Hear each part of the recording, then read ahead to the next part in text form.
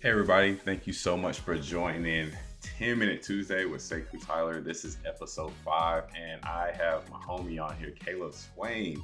I will let her introduce myself, but Kayla, thank you so much for joining. I appreciate you hopping on. Thanks, Sekou. I am so excited to be on your podcast. I'm so happy for you. This is really cool what you're putting together. So, Hey, appreciate it. All right, let's get into it. 10 Minute Tuesday, we have our set of questions. So, question number one, well, part number one, let's go ahead and introduce yourself. yeah, I'm Kayla. I work for Lovelytics as a consultant on a data viz team. I've been with Lovelytics almost a year now. Prior to that, I worked in data and healthcare, primarily healthcare. Should I start from the beginning and walk all the way up, or Hey, it's your how intro, do whatever you want to Yeah, so do. so before I was doing data viz, I was working as an actuary. So I did that for a couple years and decided that I wanted to pivot. And so I went back to school. I got a degree in organization performance. And that's kind of where I found out about like the BI space and Tableau. And so I've been in that space since then.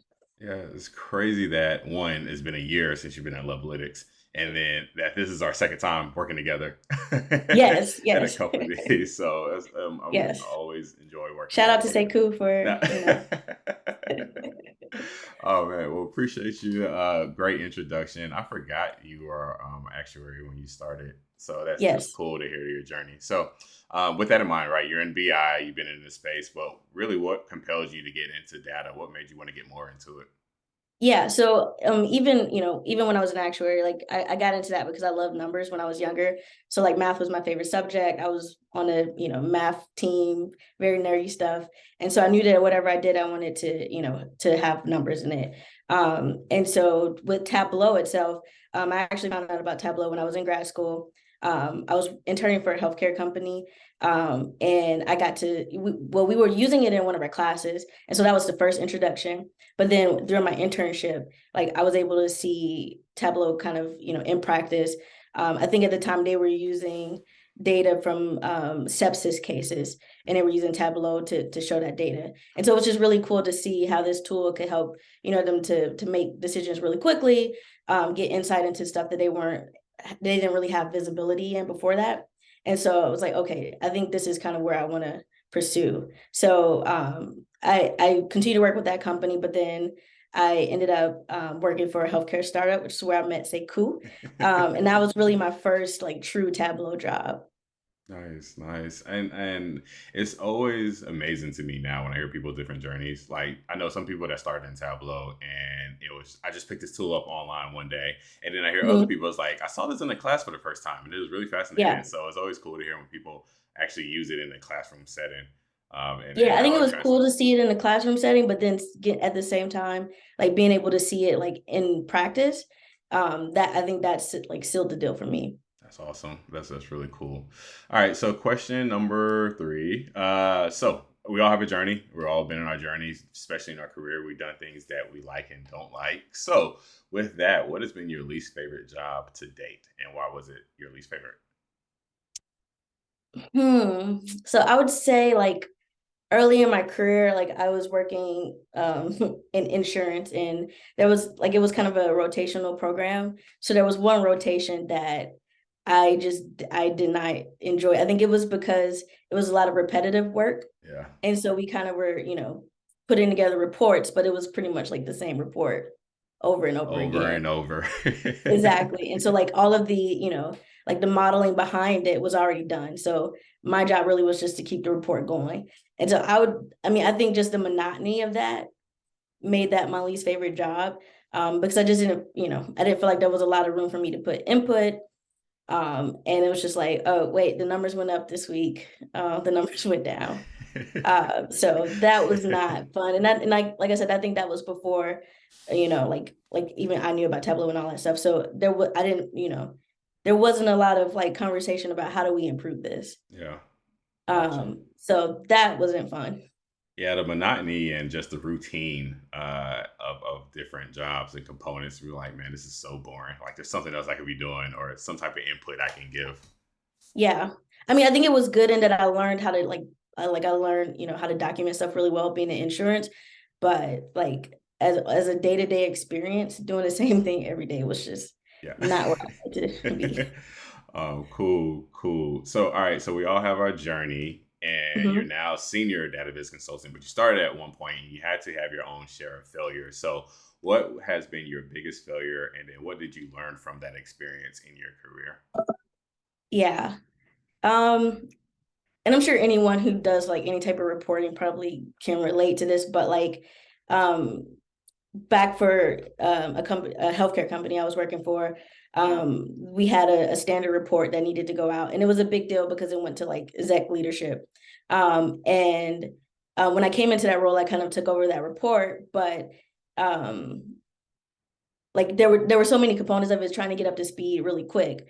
And so I think maybe a few reports in, something broke, and I thought, I got it, like I'll figure it out. But then it came very close to the deadline, and I realized, like, all right, this is not gonna Yeah. happen by tomorrow.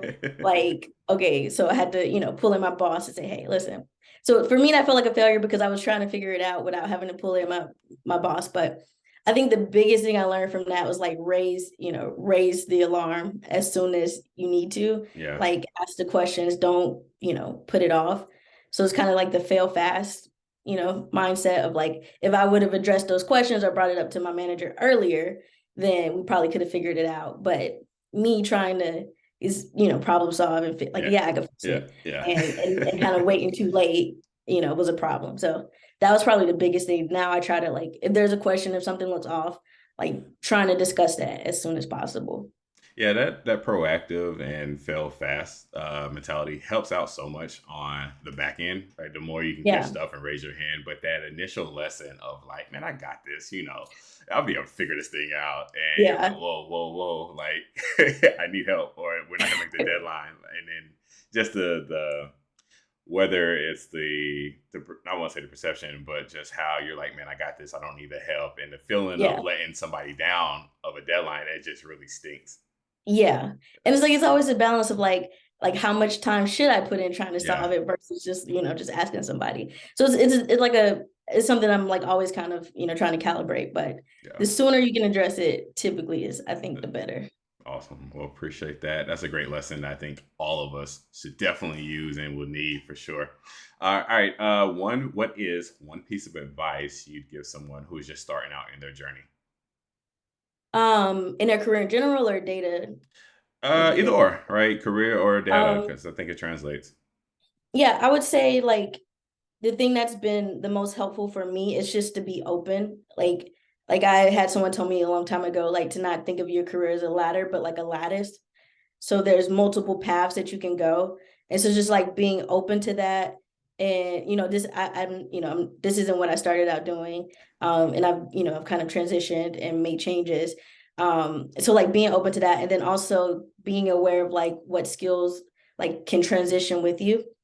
So like being comfortable with data and numbers as an actuary kind of opened the door for me to pivot. So Yeah. just being aware of what skills are are transitionable, and and then also like the soft skills too, like being aware of, are you, able to write emails well? Are you able to, communicate like tough concepts easily?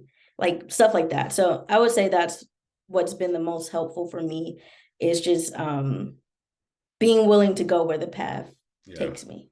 That's awesome. That's great advice. It's sound advice because you never know where that water, that lake, that path, or river you're on, where it takes Yeah. you. But having the ability to be open and try new things and experience it is really valuable. And you brought up a good point on the soft skills. I think a lot of people, especially early on in your career, you don't realize like a really thought out email or how to respond to email is a really big deal. Like communication is a really big deal for Yeah. your career.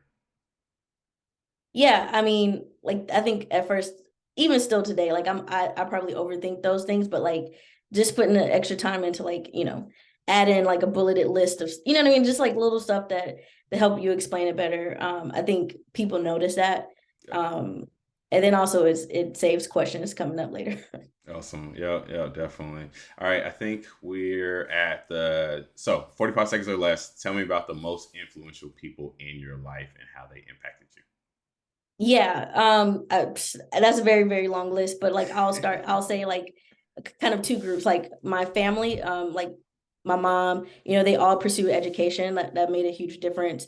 Coming from like a small town in Alabama, like education was a big deal, and it opened doors. So like the influence of watching them get degrees and watching them pursue education, I think really influenced me and has opened up doors for me as well. And then I would say now, like I have a friend slash mentor who I run all of my decisions by, who gives me input, who kind of challenges me to think again, right? Like to make sure I'm considering everything and I'm weighing pros and cons, and then I'm also like prioritizing. So I would say, yeah, family and then my mentor. Oh, that's great. That's a great answer. Definitely got to have both. Family is so important, and then the mentor, the people who push you and get you out of your comfort zone, like they're so invaluable.